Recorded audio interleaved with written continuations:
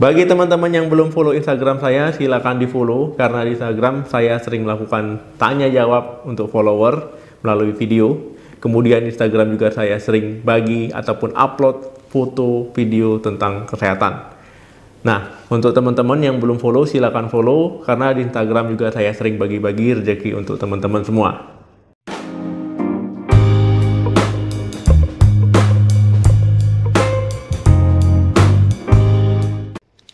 Halo, assalamualaikum warahmatullahi wabarakatuh. Balik lagi di channel saya.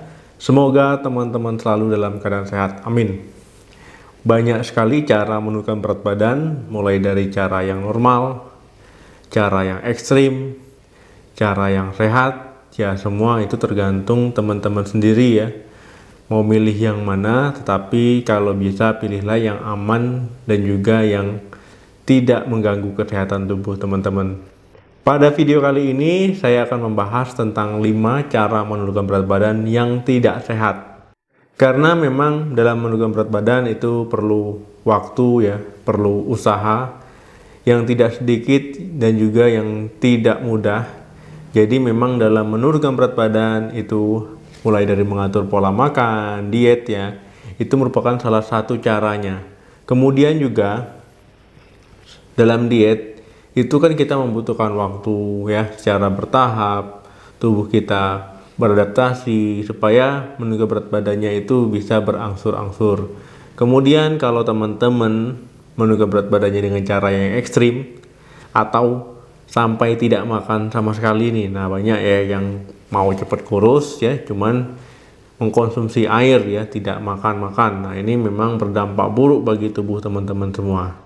Karena dalam kesehatan itu tidak dianjurkan ya, diet yang terlalu ekstrim ataupun tidak makan sama sekali. Dengan melakukan diet, kita akan mulai mengatur cara kita makan ya, pola kita makan, jenis makanan yang kita makan, kemudian berapa banyak yang kita makan. Jadi disesuaikan dengan kebutuhan kalori kita. Kalau misalkan memang teman-teman aktivitasnya banyak, itu pasti asupannya juga banyak. Tetapi kalau seandainya asupannya banyak tetapi aktivitasnya minim ya, kalori yang dibutuhkan sedikit tetapi kalori yang masuk banyak ya, jadi akan disimpan ya cadangan energi tersebut menjadi lemak. Nah itulah kenapa berat badan teman-teman bisa bertambah gemuk. Jadi bagaimana cara menurunkannya?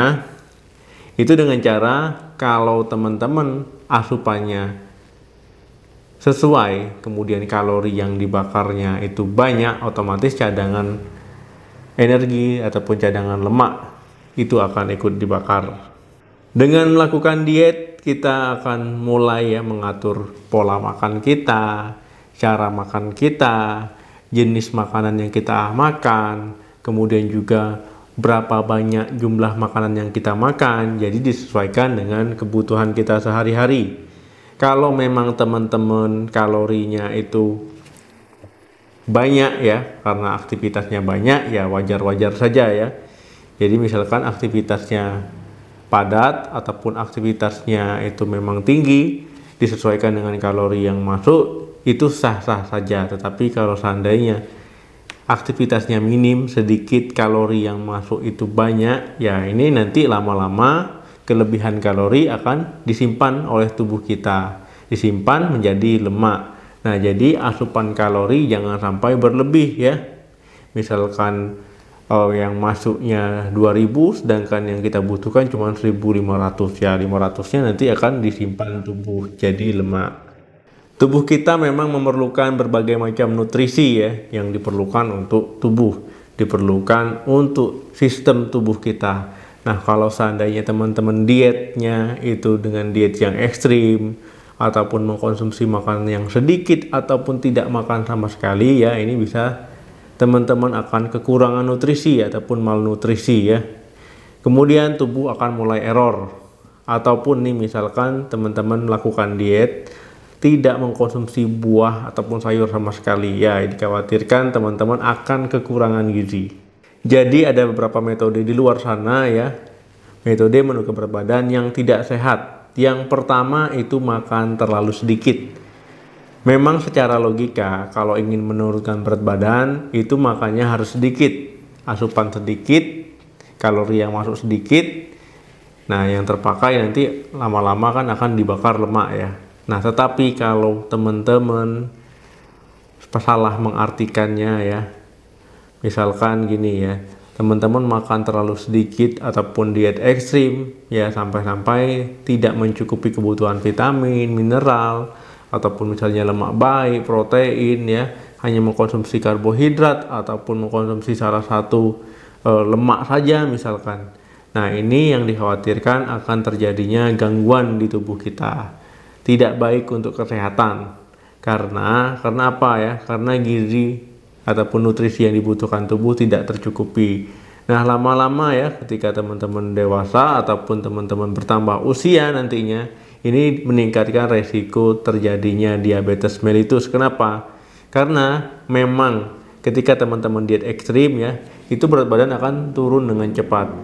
Kemudian setelah berat badan turun ya, itu massa otot juga akan ikut turun dibandingkan dengan lemak ya. Banyak massa otot biasanya, massa ototnya ikut turun ya, lemaknya tetap ada. Nah, inilah yang dikhawatirkan, bisa meningkatkan resiko diabetes mellitus. Yang kedua, pola makan clean eating. Nah, jadi memang kalau dari bahasanya saja sudah keren ya, jadi diharapkan hasilnya juga keren. Nah, jadi karena bahasanya keren, banyak orang yang langsung mengikuti metode ini. Nah, tetapi teman-teman harus hati-hati. Clean yang dimaksud di sini adalah teman-teman hanya mengkonsumsi satu jenis makanan saja.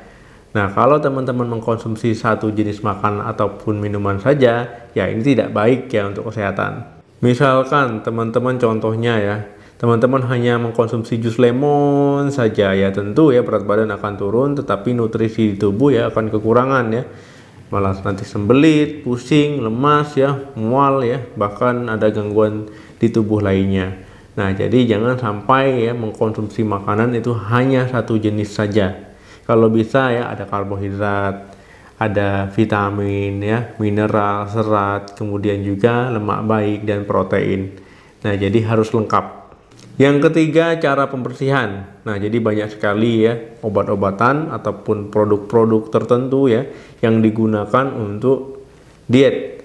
Nah, jadi cara pembersihan ini maksudnya ini dia mempercepat ya sistem pencernaan untuk mengeluarkan kembali makanan yang dimakan tadi. Nah, jadi seperti obat pencahar ya, mirip-mirip. Nah, jadi ketika teman-teman makan ya, itu teman-teman akan terasa buru-buru ingin BAB. Nah, jadi ini mirip-mirip terhadap penderita bulimia. Kalau bulimia kan dia mengkonsumsi makanan kemudian dimuntahkan kembali. Nah, kalau ini ya dia mempercepat sistem pencernaan untuk mengeluarkan makanan dari belakang. Kalau bulimia kan dari depan. Tapi kalau bulimia biasanya dia mengkonsumsi makanannya secara berlebihan ya. Pingin makan sesuatu, makan banyak, dikeluarkan. Tetapi kalau ini dia memang secara tidak sadar ya, hanya mengkonsumsi produk-produk tadi, kemudian dia akan seperti ingin keluar ya, jadi dia dipercepat. Nah, ini banyak sekali ya metode-metode ini yang digunakan orang. Jadi orang berpikir, weh bagus sekali ini produknya, bagus sekali ini cara ini ya, baru makan langsung keluar. Jadi memang orang berpikir ini cara yang tepat, padahal ini tidak baik untuk kesehatan. Yang keempat, penggunaan obat dan juga rokok. Nah, di sini saya gabung ya, penggunaan obat dan juga rokok. Nah, jadi banyak orang yang menggunakan obat-obat secara legal maupun ilegal ya. Nah, jadi penggunaan obat ini maksudnya gini, ada obat-obatan tertentu yang memberikan efek bisa menurunkan berat badan ya. Misalkan orang menggunakan obat diabetes ataupun obat-obat lainnya. Nah, jadi penggunaan ini tanpa pengawasan dokter. Ya, hanya karena cerita, hanya karena baca-baca langsung dibeli ya di apotek terdekat, kemudian dikonsumsi tanpa pengawasan dokter. Nah, ini berbahaya sekali ya bagi kesehatan. Kemudian rokok di sini ya, nikotin itu memang bisa menekan nafsu makan, tetapi balik lagi ya, efek rokok tidak baik untuk kesehatan. Nah, rokok juga bisa menyebabkan ketergantungan ya, begitu juga dengan obat tadi. Jadi memang cara ini merupakan cara yang tidak sehat. Kemudian jangan salah-salah ya, Efek samping dari rokok juga bisa menyebabkan ketagihan yang akan menaikkan berat badan. Yang kelima, pola makan abnormal.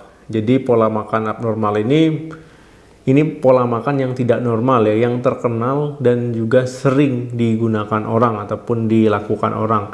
Ini sangat berbahaya padahal ya, sangat merugikan kesehatan. Memang memiliki efek ataupun berdampak terhadap penurunan berat badan ya secara ekstrim. Cara pola makan abnormal yang pertama itu diet bola kapas. Jadi dia mengkonsumsi kapas ya, makan kapas ya dibentuk bola-bola kemudian ditelan. Nah ini kan dia seperti membohongi diri ya. Jadi supaya ada yang masuk di lambung. Nah ini kan sama sekali tidak ada artinya ya kalau hanya mengkonsumsi kapas. Tubuh akan kesulitan mencerna kapas, kemudian juga bisa merusak lambung dan akhirnya bisa malnutrisi ya. Jadi memang jangan dicontoh. Yang kedua, diet cacing pita. Jadi sengaja sekali ya menginfeksi tubuh dengan cacing pita. Jadi pencernaan kurang efektif ya. Ini bahaya ya, bisa kerusakan organ, bisa malnutrisi, bahkan resikonya bisa teman-teman bisa lewat ya. Yang ketiga, cara sugesti. Nah, jadi disugesti supaya berpikir kalau memang menahan lapar itu bagus untuk diet. Jadi sampai tubuh kelaparan. Nah, ini sangat berbahaya ya. Kalau seandainya tubuh sampai kelaparan, bisa malnutrisi, lemas ya, pusing ataupun timbul keluhan lainnya. Jadi kalau memang mau diet itu harus cara-cara yang sehat bagusnya. Caranya gampang sekali ya. Atur pola makan, sesuaikan dengan kebutuhan kalori, tingkatkan aktivitas ya. Hindari stres ya, cukup istirahat. Nah, itu tadi teman-teman 5 cara diet yang tidak sehat yang bisa menurunkan berat badan ya, yang sering digunakan orang. Saran saya jangan coba-coba teman-teman melakukan diet yang saya sebutkan tadi karena tidak ada manfaatnya untuk kesehatan. Ingat, tujuan diet supaya kita sehat, supaya badan kita juga sehat, supaya badan kita bugar. Kalau seandainya teman-teman melakukan diet malah jadi sakit, malah jadi berbahaya bagi kesehatan, ya apa gunanya diet ya? Salah tujuannya, salah polanya ya, salah cara menjalaninya. Oke teman-teman, semoga bermanfaat. Jangan lupa like dan share video ini. Sampai ketemu lagi di video saya selanjutnya. Sukses diet, salam sehat, sampai jumpa.